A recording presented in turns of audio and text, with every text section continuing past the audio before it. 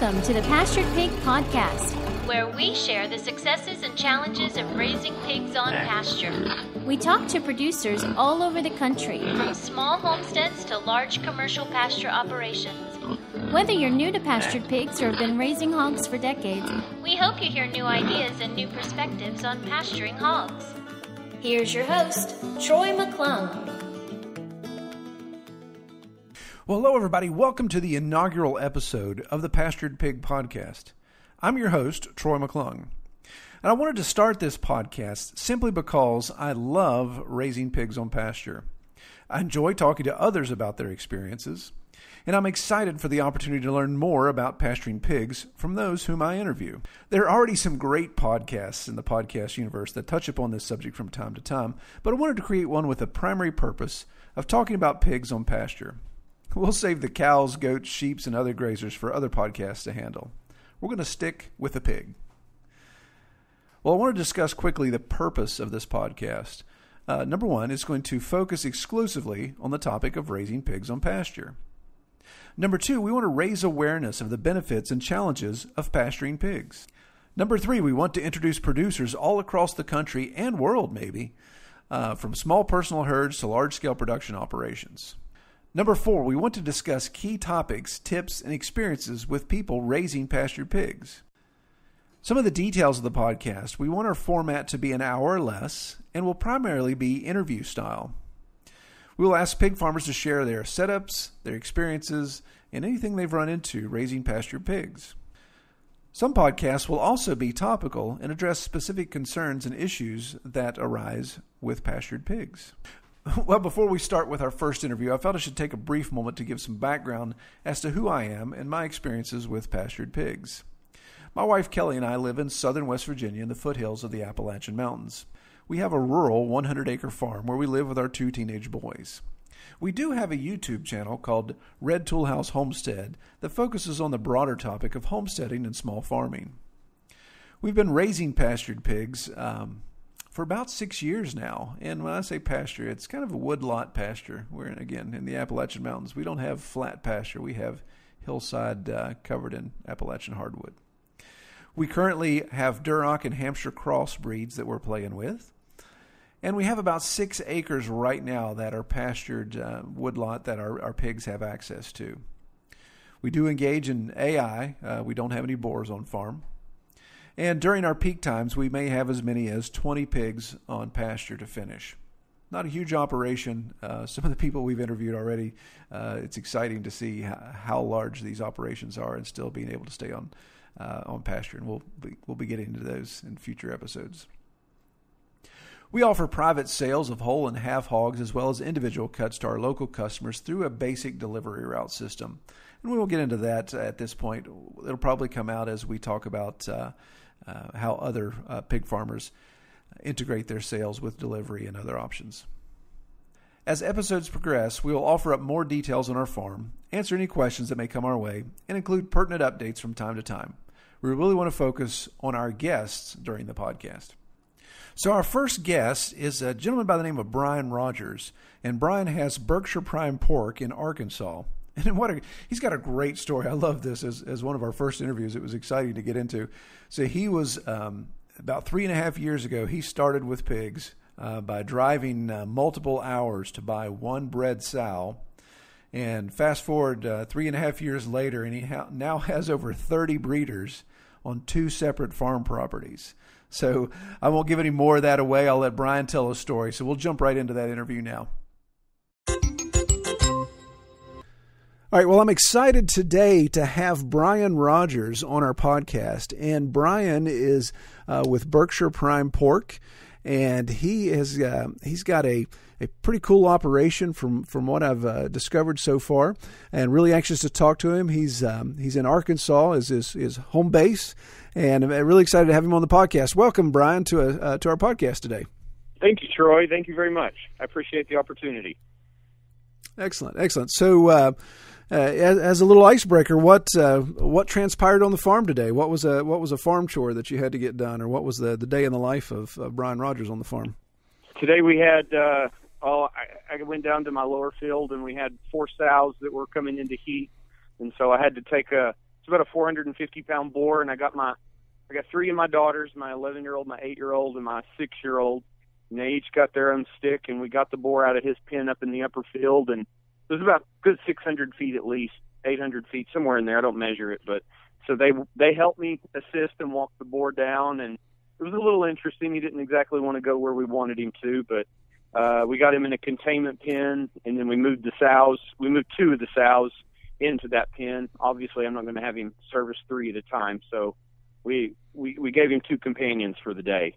And so my little sidekicks, they were awesome, and they did their chore to the T. Excellent. That sounds like a good day. So hopefully that'll take and get some good results from there.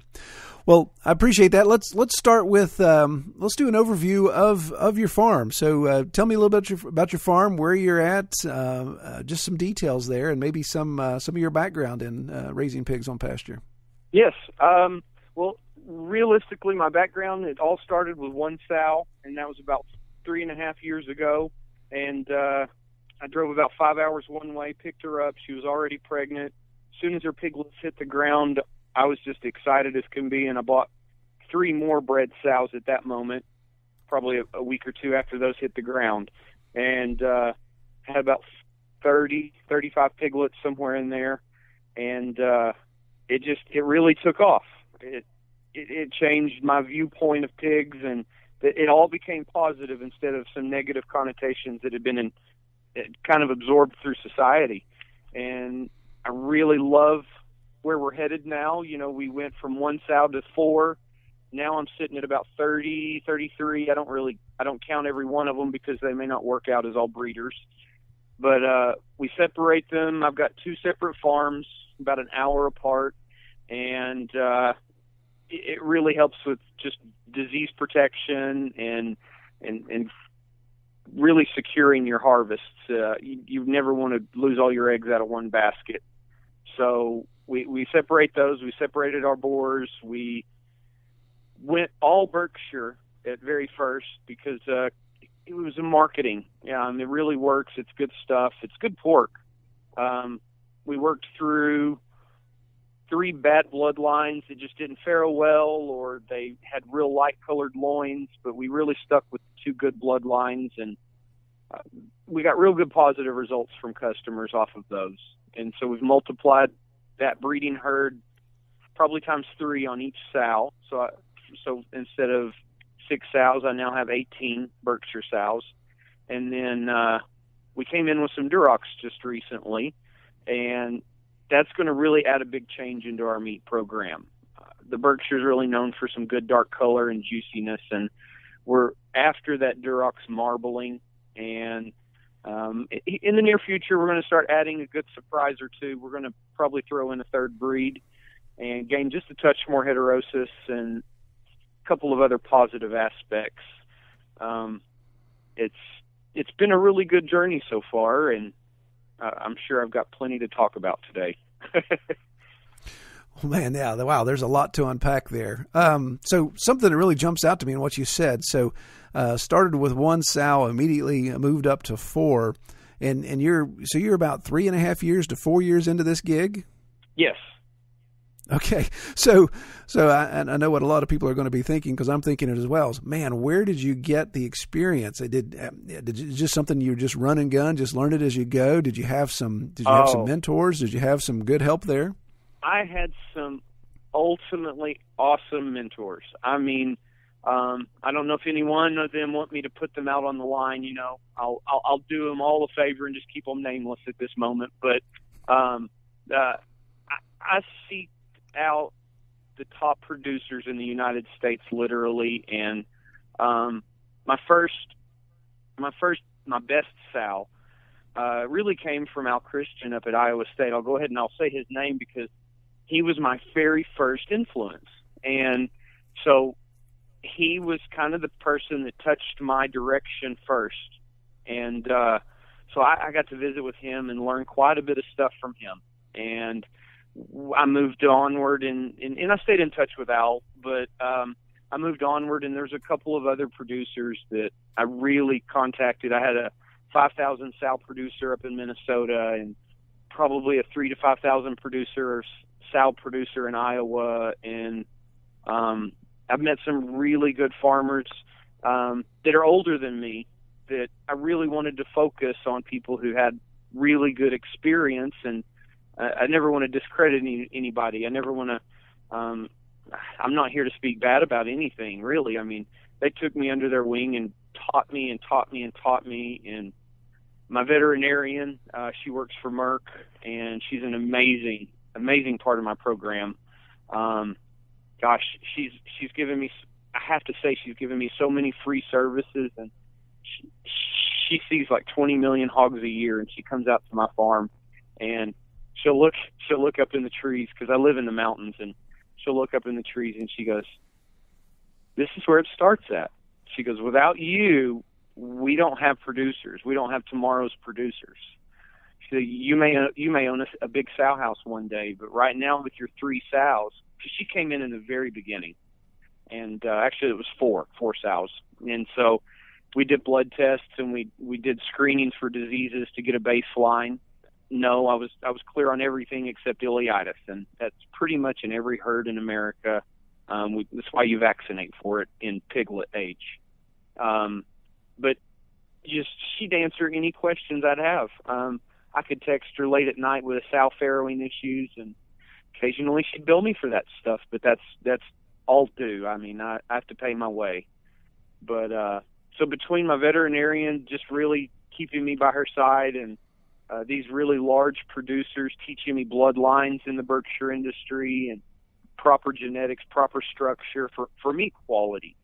And I guess I have to take a step back and say that besides my first 4 sows, I really got focused on show pigs in the beginning because of my daughter. And so I learned the show pig way before I learned the meat industry concepts and values and structure. And so I've got an eye for both of those industries, and I just really feel like that puts me in a position to not necessarily to step in the ring and judge other people's pigs, but for me to step into a herd and pick out what's going to survive and breed and really do well in my sector, in my field. We have trillions of rocks out here. I swear the Big Bang happened right here. So good feet, good legs. I mean, it's imperative from the ground up that I was taught. That's where the structure comes from, is from the ground up. And that's really, that's my beginning and so far my end. That kind of sums up where all my knowledge and info comes from, just besides all the forums and stuff that you get. I mean, I'm a part of so many forums, pastured forums, show pig forums, and it's just been a really great source of knowledge to get. And occasionally you get information that isn't true. We always have to weed through that. But a lot of people shine through with really good information. Man, that's great. There's a lot there in that statement as well. So, yeah, I think there's some of us that I know I'm one of those guys that is very envious of the access you have to those resources, a good veterinarian that knows pigs and not just as a typical large animal vet, having access to those resources in the universities and some of these larger growers. I guess being in Arkansas, that kind of puts you in that pig belt there and allows you to have access to that. But man, what a great opportunity to really dive into that head first. It sounds like you've really done your homework there. Well, thank you. I do my best, and that's all I can do. And the access to the veterinarian it's been amazing because, like you said, not many people have access to a swine veterinarian, especially. I'm an hour and a half from the big cities. I'm 30 minutes from a city of 10,000. So, actually, no, I'm sorry. That's probably 30,000. That's Hot Springs, Arkansas. So, it's been unique and amazing. And it's also helped a lot of my pig friend connections that are small timers here in Arkansas because they don't have an outlet. They don't have a veterinarian. And so I'm able to refer them out. And even if it's just sharing the advice my veterinarian's already shared with me, I can reference all my texts and stuff that, gosh, I just get so much advice. It's just been wonderful. All right. Good deal. Well, man. All right. Well, let's let's shift gears here a little bit, and let's talk about your setup. You had mentioned having 2 farms that you use for obviously rotational process or separating to have some biosecurity there. What is your setup with those 2 farms? How many acres are we talking about? What's your confinement process? Are you using electric, rotational process? Tell us a little bit about that. Yes. Well, here on my home farm, I've got 18, 20 sows. Like I said, I don't count them all. But it's primarily a farrowing facility here, and I don't have any farrowing crates or barns or stalls or anything of that nature. So when a sow comes to farrow and she's 2 or 3 days from, I build a big corral pen. It's usually 36 by 36 or 20 by 20 if I don't have or 16 by 16 if I don't have enough materials. But if I have 8 sows farrowing at once, goodness sakes, I run out of panels. But so I build them on clean ground, fresh ground typically, and they get a tarp, they get a windbreak, they get a little creep area with 2x4s that go through the fence posts, and it sections off a little corner. And unless it's just the dead of summer, I always provide them a heat lamp if possible, because it just draws the babies away from mom. And whether the mom's an all-star or not, that heat lamp really, it just helps. Even if the mom's a great mom. I have some awesome moms, and I have some moms that just didn't turn out real well, and that's just one of those learning pains. It hurts the pocketbook, it hurts the heart, but it's something we've weeded through. We're really getting, probably weaning now 80 to 90% of the piglets that we farrow. And that's a great percentage. So we get fresh plots, fresh ground. They're all protected. The piglets have access to get out of the pens by themselves pretty much from 2 weeks old, 3 weeks old. We allow them out, but the mom stays in the pen. So the babies get to wander, the babies get to forage, and they get to think for themselves. They get to really work on that naturalistic instinct. And they always go back to their mama. We got 9 acres here on the home farm. So it's not a lot of acreage, but we use every bit of it and move it around. We keep the pigs off of the garden area as best as possible, but the garden hasn't been used in the last year and a half. But we will rotate piglets in rough spots in the garden just to thin out stuff. A lot of it's forested. Some of it's grassland. About 2.5 acres is grassland, and the rest is all forest. So, and 90% of it is rock. Right. Yeah. So then we go to the other farm. It's about an hour away, and I have access to about 30 acres of the 100 at this point. I don't really need all that access, but that's where a lot of my growers go. Most of my growers, especially once they get 50, 60 pounds, they all go out to that one place. And then we've also got another 16 to 18 mamas out there, and 3 boars out there, and 3 boars here on this home farm. And it really separates the biosecurity, like you said. And I'm out there almost every day, every other day, and I have a really good friend that is a caretaker whenever they're farrowing and I'm not able to be there. So it's tougher. I don't like to have them separated. I wish they were all on my home farm, or my home was at the other farm that's a little bigger. But we're making do, and we're doing good, and we've got some big changes coming. So we're hoping to probably double our sow production even again in the next 2 or 3 years, and we're going to add a 3rd breed, and we're going to start working on a few things. It'll be really neat to see. Excellent. Well, you'd said something there that triggered another question. Is tell me about infrastructure. You'd mentioned you really don't have farrowing stalls. Excuse me. Hate it when that happens. You don't have farrowing stalls. You don't do farrowing crates. You even mentioned no barns. Do you have infrastructure at any buildings, any infrastructure like that at all at either of the 2 farms? On the second farm, yes. It makes it a lot easier. There's a barn, and we allow farrowing stalls. There are no crates, but they're pretty much 15 by 15. Some of them are 10 by 20, longer than they are wide. And those have open ends that go out into the pasture for the babies. But here on the home farm, I don't have any barns. I've got a shop that I've just recently started using a little bit for a couple of sows here and there. And they get their own farrowing stalls once again. But 90%, even more than that, farrow out on the ground, outside, under a tarp. And I know some people don't even provide that out in the pastured world, but I just have, in a sense, I just feel like I have to provide them a tarp. That's just me. But they do really well out there, except for whenever we have torrential rains, and then you'll find me out there the next 2 or 3 days moving pins. Yeah, I know what that's like. So do you have, so in that situation, do you farrow all year long, or do you have a cutoff point where you don't farrow through the winter? Yes, we don't mind farrowing through the entire winter. It's the summer I dislike. I have found that if I lose piglets, or if I was to have a catastrophe of a situation, it would be in the heat of summer when the babies don't want a heat lamp, or they just want to be under mom's side.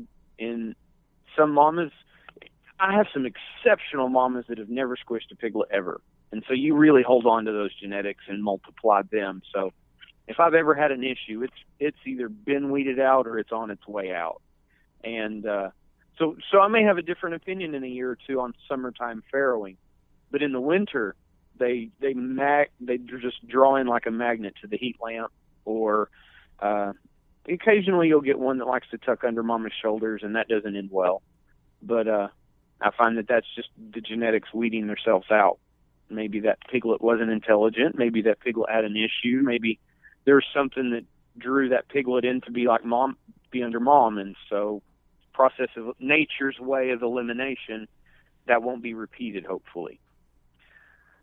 But no, we don't have barns out here. And so wintertime farrowing, we get snow. We only get 2 or 3 inches at a time, or the worst I've ever seen is 5 or 6 inches. So they do really well out here in the wintertime farrowing. Okay, very good. Well, so what about your pasture confinement? Are you using electric? Are you using panel? Are you using woven wire? How are you keeping them in where you need to keep them? We have pigs that like to stay in their pen, and we have pigs that don't like to stay in their pen. So some of them, like some of our boars and some of our durocs, they are really good with 1 strand of wire. Most of them get 2 strands of wire. And then there's some that get 3 strands of wire.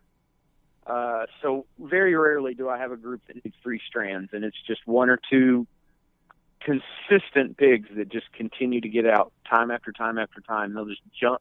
Well, they're Berkshires, and they'll just jump the wire. I consider a Berkshire like a dog. They bark, they jump, they do so many behavioral things that a dog does. And so the 3rd wire is usually for the group that has a jumping issue. And I have 2 sows that just don't like to stay in the pen, so occasionally they run free on the farm, and they stay in my yard. They eat grass, they eat in the woods, and they sleep on the porch. Or they have to go to a hard panel pen. There's no containing 2 of my sows. They're either in a hard panel pen or they're free. And occasionally they'll get 200 feet away from the house, maybe 300 feet in one direction. But once they reach that limit, I have to reset them, and they go to a hard panel pen for 2 or 3 or 4 days, and it resets their behavior. It's really strange, but they go to that pen, and then they stay next to the house, and then a month later, you'll see them 300 feet away, maybe 400 feet away at most, and it's like, okay, time to reset that again. But and they're some of my best mamas, so I just can't weed them out of the herd. Yeah, there's some of those things that you take the pros and the cons there. The pigs are fascinating. It is amazing how intelligent they are and how much personality they have. Same way, we have some that would want to sleep on the front porch if I gave them the opportunity. It's nothing like a 600-pound sow laying on the front porch of the house. Yeah. Oh, yeah, definitely. It's better. And they're harmless from the perspective like an attack dog, but they're more influential than an attack dog like a pit, I shouldn't say a pit because there's some really nice ones out there, but a real mean dog. You know, you see a pig on the porch and you're a stranger, you're going to go, I don't know if I should do that. And then you step on the porch and they bark at you like a dog does, and you're going to leave. Yeah, that's definitely intimidating. We'll knock on the front window. But so yeah, I love to wake up in the morning and see a couple of my sows sleeping on the porch. I'll go out and I keep some hay on the porch even because it's a dirt floor carport basically, and I'll go out and I'll sit with them for a few minutes and just enjoy the cool morning air or something. Good deal. Well, let's talk about some of your feed. Again, reading on your site, sounds like you've got a good lead on some good non-GMO feed, but you're also incorporating some other elements into that. Can you share a little bit with us there? Yes. So we have a section of growers that we do non-GMO feed on still. At one point, we were 100% sows, piglets, growers, boars. Everybody got non-GMO feed, and it's such a drive for me. I have to drive at least Harrison, Arkansas, or Fayetteville, which is 3.5 to 4 hours one way, just to pick up 3 tons of feed and bring it back to the farm. And with 33 sows, you reach a breaking point where you have to decide if time or resources is more valuable. And when you're on the farm working 33 sows and you're driving to another farm just for biosecurity reasons and safety reasons, and you have 5 children, it's time to reevaluate some of that. And so the boars, the sows, and the young piglets do not get the non-GMO feed at this point. But once they're weaned and they go to the field, that field is non-GMO, and we still do a drive, and we still get 3 tons of feed at a time. And the rest of the stuff comes locally. Josh, I've weeded my way through so many ingredients, and we've really relied on Iowa State to provide us some really good formulas, and probably the Pork Checkoff, or I can't remember what website it is at the moment. There's several good websites that have lists, a plethora of different ingredients and formulas you can use. It's like a flow chart, and you just give and take, and you find the exact percentages you want and need. And it's kind of hard here in cattle country. I'm sure there's some people that listen and they're like, we don't live where there's pig feed mills. And so I have to work at times. I don't have all of my premixes for my ingredient, the minerals and stuff. And so I may have to use a range mineral that's meant for grass-fed cattle out in a pasture instead of a specific swine mineral mix, which is fine. It's a lot better than not giving them any mineral. It's not a huge out of balance. I've compared formulas and everything. And so we'll also send in like our primary formula. We sent it into the University of Arkansas and allowed them to run their data on it. And then once we got our first feedback, we'd send in samples and get real data on the actual feed at what it comes out at, because every corn is different. Every field of corn is different. So even if you have the same distributor, the same field, you'll never get the same corn from the same field twice. And I'll also save batches of corn. So in one batch, I'll save a little bag that has 3 or 4 scoops, and I'll put it in the deep freezer. And I do that every time I make a trip of 3 to 5 tons. And so I bet I got 50 samples. If I ever needed it, I can use it. I can pull it out and sample if I had an issue with the feed or if I had something going on. So, for example, recently we had some sows that kept recycling for about a month. It's like, well, what's going on here? And so we disease test and we do all this stuff, but apparently we pulled some samples out and it turns out to be mycotoxins. And there's just a heavy load. And so I would send in 2 batches before the batch in question. And then when I get the next batch in, I would send the next batch in just to be sure, because it's like $10 a sample. And so if I spent $40 and I got some really good data out of it, and we ended up putting binders in the feed to absorb the mycotoxin poisons. And here we go. We're right back to gestating again. And wow, yeah, man, what a great regimen to put in place there to really be monitoring your feed and all the peripherals that come from that. That's impressive. Well, and on that, I got to interrupt you here because there's one other thing related to that. There's a learning curve to all of this, and so I'm in my third year, and I really hit bottom for a minute, and I had a mill that wasn't milling really well, and come to find out their screen needed changed. You could probably stick your fist through this screen 3 times. And so it sounds a little funny, but when you don't have a good grind, you're not getting good digestion. And I just didn't understand that. I assumed a pig eats food and they digest it. And so this winter, we did have a bit of an issue whenever we were milling and just going at it like that. And my pigs, through the cold of winter, I didn't double their feed intake by any means. So they basically ate the sows and such, because the growers, they have a lot larger access to feed. But the sows and the replacement gilts, they get a specific ration, and I did up it 30% for wintertime, but they weren't digesting probably 20 or 30 or 40% of what I was buying and feeding them. And so I had the vet out here twice, and it's like, what's going on? My pigs are losing weight. They're losing weight. They're losing weight. And so you're just feeding them to keep them warm. Just keep feeding them. Feed them more and more. And so I started feeding them more and more, and they maintained at that point, but they never gained. And I was feeding 10 or 12 pounds of sow per day.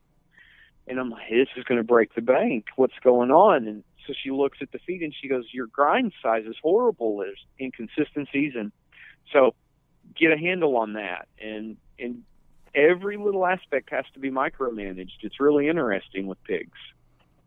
Now, was that evidence, were you able to evidence that as well? Was the vet able to look at the fecal output and say, hey, there's a lack of absorption, there's a lot of byproduct here, or was it just simply by their experience? Well, and once the learning curve came full circle, yes. I've been seeing yellow corn in their poop. So it didn't register when you see it on the ground and you really didn't process it. It's like, well, maybe that's just the seed hole. Maybe they digested what they needed out of it. Because I've got old-timey farmers that tell me, well, I just give them cracked corn, or I throw in 20% whole corn to give them something to chew on. I've had farmers tell me, well, the sows will just pick all that back out once they've digested it. They pick out the whole corn again, and it kind of inoculates their system. And you get some poop sifters. There's a few sows that do that specifically. It's interesting learning pig behavior. I know I'm talking to mainly pig farmers here, but you got to learn that pig behavior and what each sow does. And so whether it's a fresh plot or not, they're going to seek out that pile and they're going to sift through it. But yeah, it was a learning curve that I just didn't realize until it really hit me, and my veterinarian confirmed it and said, this is your issue, focus on this. So how was that conversation with your mill at that point? Is that were they receptive, or did you actually go to another mill at that point, or did they actually update their equipment? No, they updated their equipment. They did really good. And they had heard me for about 3 or 4 or 5 weeks. I'm like, your feed keeps getting less ground and less ground. Can you tighten down the choke on it to where it feeds through the grinder slower? And that would help. But there's times when they're in a hurry and they would just push it right through, and you'd end up with a pretty bad grind mix. Yet I did not understand that it was that drastic. So once my vet told me, I went to the mill, and he probably ordered a screen in a few days, and he got it in a week. And in the meantime, as soon as she told me, I started taking my feed to a friend's farm and using his grinder, and we just made cornmeal out of it. I mean, they got really good grind out of it, and it wasn't excessive. It was still in its range of being acceptable for the grind. I think, was it 600 to 800 mesh is for pigs? Don't quote me on that, but if you need to know, just check that out and research what size you need. And you can even buy a little screen, 600, 800 mesh screen, and you can sift your own corn and do your own test without asking the mill or asking somebody, and maybe you have access to adjust that. Excellent. That's great advice. Well, all right. Well, Obviously, with this operation, this isn't all personal consumption. It's not like the Rogers family is eating all this pork. So you're obviously you're selling commercially. Give us a little bit of detail there. What do you have as far as venues and outlets? Are you selling cuts, wholes, halves? You selling to restaurants? You selling wholesale? Give us an outlay there. Yes. Really, we do a lot of pre-sales. We have a pretty good customer base that when it's time to harvest, we have a lot of hogs that are already pre-sold, and I take hogs to the butcher. I pick up those hogs at the butcher, and I just spend a full day. I go to the butcher in the morning, and on my way home, here's your half a pig, here's your half a pig, here's your whole pig. So it doesn't go into my freezers typically, because that's a big expense, having to keep all that meat frozen, and you may have it for a month or 2 or 3 months, and then you end up running a freezer sale, and you're discounting your goods just to get rid of it. So a lot of what we do is half hog, whole hog. Occasionally I'll break a pig down into like 25 or 50 or 100-pound boxes if that's just specifically what a customer requests, and I always do that at the butcher shop. I'll take a box and I'll put Betty's name on it or Frank's name on it, and I'll put their 25 or 50 pounds in it, and every product has a per pound label, so I can just count, pack, and then put it in the ice chest, and then that's Betty, Frank, and Todd's over here in this town, and that's Steve's over here, and I just work my way through that list as I go home, and I end up at home in the end, and maybe midnight, and I usually save those customers for last that love to stay up late, because some of them are friends, some of them are family. They're not all new customers, and so I know by heart quite a few of my customers, and we're now getting in. Well, in the meantime, we also sold our excess hogs to other farmers. We were helping other farmers meet their quotas, and we were really probably 50% of our production, maybe even 75% of our production was piglet sales, 100, 150-pound pig sales, and a few times we would sell a trailer full of 250 or 300 or 320-pound hogs. But those were pretty much scheduled in advance, and we do a pretty good job of keeping that ahead of the curve. So we know, okay, I've got 20 hogs to sell, and I may not be able to push all this in market weight packaged meat. So let's run an advertisement on Facebook or on wherever and sell these hogs ahead of time to another farmer that needs more production. And now I'm taking that aspect out more, and we're going more towards chefs at this point. Had a few out this last couple of weeks to come and look at the farm and what we do, and obviously when you talk about doing all these pens and sows and rotating, and we're not animal welfare approved because they require me to do quite a few things that I'm not capable in having solid infrastructure huts that they require on my farm here at my house. But there's certain aspects that I just don't want to participate in. So these chefs have all these questions, and why are you doing this, and why are you doing that, and well, what's good about this, and what's bad about this? And so I have to educate the chef, the customer, whether it's in the public or whatever, that what I do, not only does it fit my aspect, but it fits the sow's health, and it fits the boar's health, and we're not running around with pigs overweight that can't breed or that don't know they're laying on pigs. They're sometimes in open areas, it just doesn't work out that way. And when you breed a progressive system and you need better and better and better breeding stock always, because that's really what a farmer should do, is you're always trying to improve your herd. We can't always castrate at day 3. It may be week 2 on occasions, and then we may have 1 or 2 boars a little bit later on that we just have to weed out. We don't usually castrate those. We try and sell them as boars. But once in a while the sale doesn't work, and you can't harvest a boar. And so there's times that a 50-pounder gets castrated, or it's not specifically an allowable animal welfare approved scenario. So we have to cover that basis with all of our clients, because we just want them to all know we're here for your health, we're here for the pig's health, we're here for everybody to be treated as best as possible, no matter what. And I think that's interesting. That's kind of the nuance of raising pigs on pasture. It doesn't always fit the mold of large pig production, pork production, and so you find yourself having to educate your potential customers and bring them up to speed with why you do what you do in your operation. Oh yeah, and everybody. I mean, from the basic 10-pound purchase to a chef that's going to take 15 whole hogs a year or take a whole hog every week. Everybody's going to have questions, and if you're a good seller, if you want to be a good marketer, you need to be on your toes and have those answers and be educated to provide them on the snap of a finger and look like you know what you're talking about and actually do. I mean, you got to look at it and you got to play the part and walk the walk and talk the talk. Yeah, and I think people pick up on it. Your customers pick up if you've got passion, if you've got drive, and you're expressing that when you're talking to your customers, or you're doing quote unquote the hard sell. If you express passion, express knowledge of your product, then I think that resonates with people, and they pick up on that. Absolutely, yeah. They really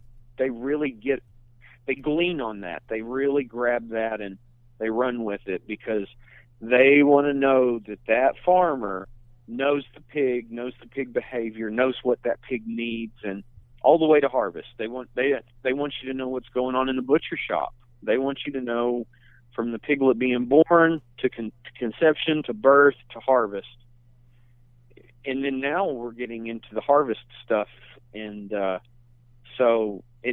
got the harvest information down really well, but now we're morphing into cured meats and specialty cuts and seam butchery, and it's just a growth process that we have to go through as a producer.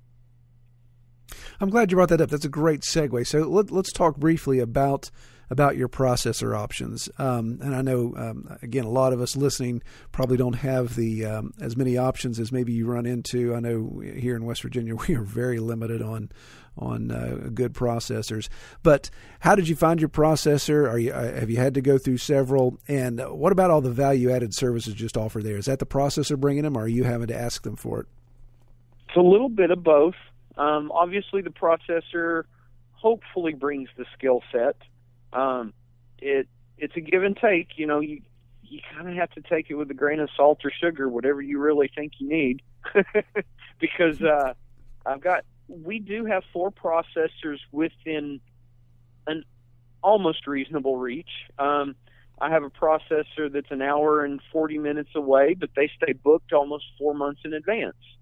I have a processor that's 2 hours away that's probably a month in advance, and I have a processor 2.5 hours away, and I'm not sure of his availability at this point.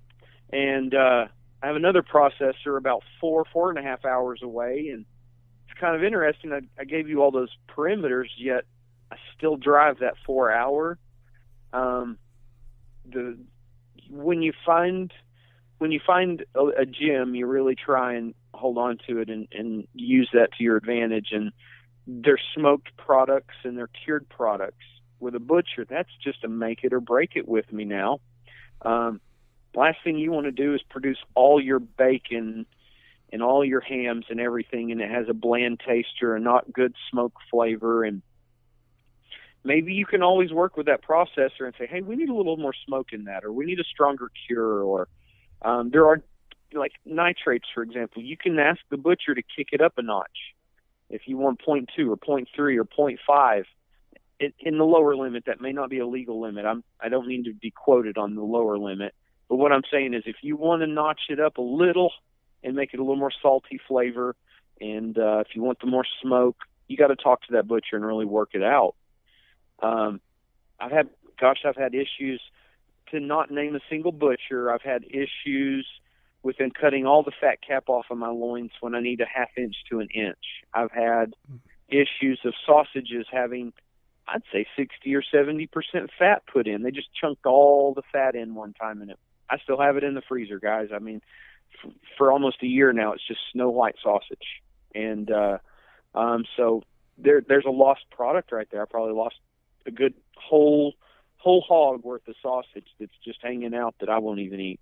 And then you have some bad genetics occasionally, and it's like, well, that loin's real light and it cooks up dry, and I'm not passing that on to a customer. And so I'll take that out of package and I'll grind it myself and eat it at home. It's whatever.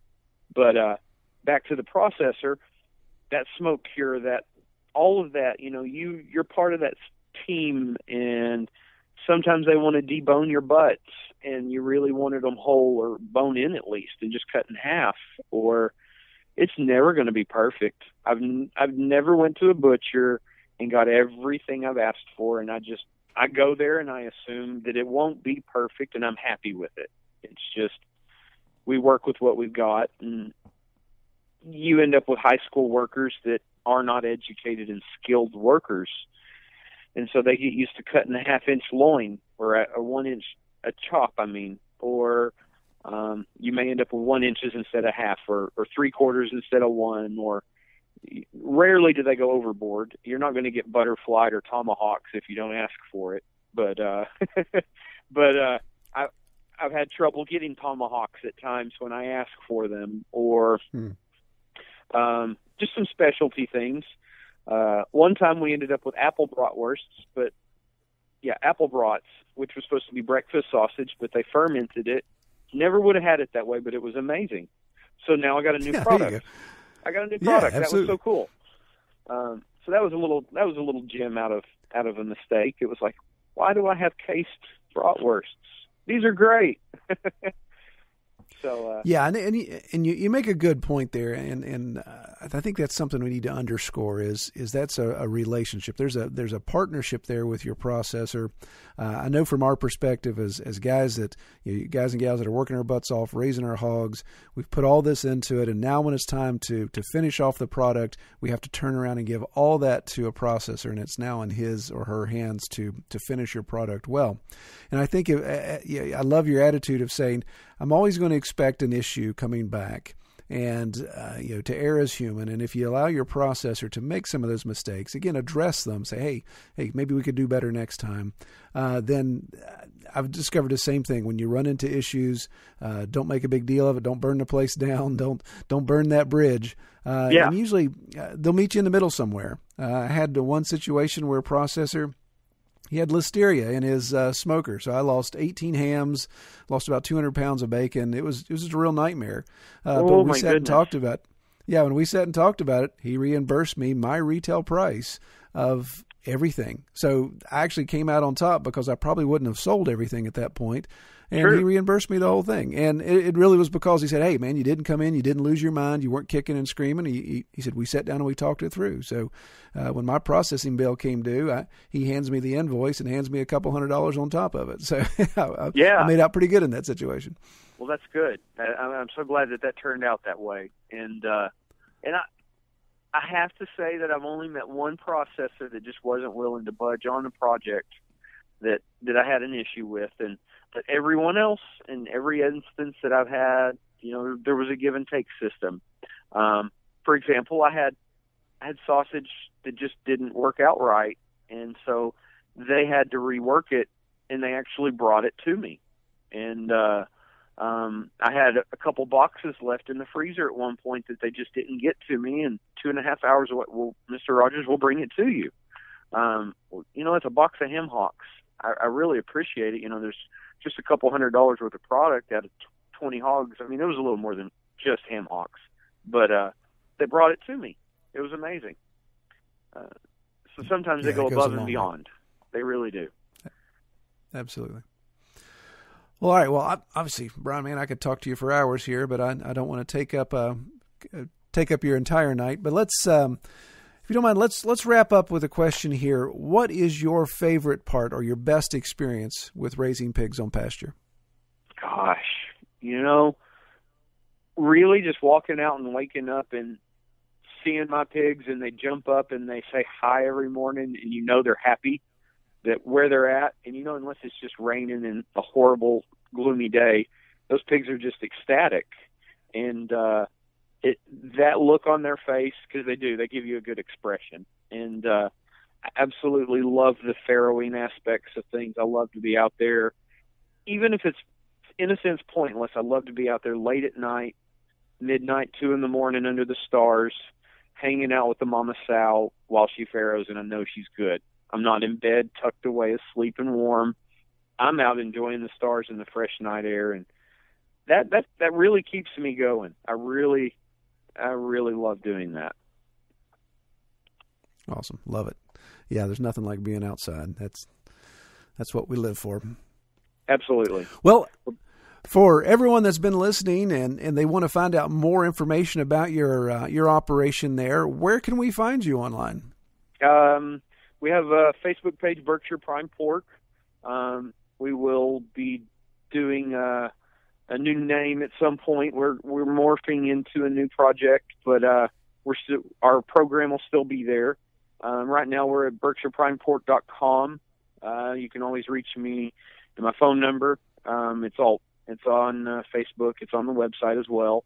And our presence it's out there. We're just outside of Hot Springs, Arkansas, and we do attend the Hot Springs Farmers Market. And anyone that wants to learn or do anything or teach me something, goodness, I'm an open book and I'm an open ear. I love to learn. That's all there is to it. I just love it. But thank you so much, Troy, for having me today. I really appreciate it. Oh, absolutely. It sounds like we could all learn quite a bit from you. I'm really excited to share this and obviously get feedback and just talk to other farmers out there. Well, I appreciate you coming on, Brian. Again, I hope you have a great evening, and we thank you for your time. Thank you, sir. Y'all have a good night. Thank you. Wow, what a great first interview. I hope you all appreciated and enjoyed that conversation with Brian as much as I did. Be sure to check out Brian's setup. I will have all the details in the show notes. Also, join us in about 2 weeks as we release episode number 2, an interview with Lindsay Kolazar, who is raising pigs on pasture near the Jersey Shore. I asked her if her pigs all had accents, but we'll get into that next. All right, take care, everybody. We hope you have enjoyed this episode of the Pastured Pig Podcast. To learn more about our podcast or to submit topics or recommend guests for future episodes, visit redtoolhouse.com.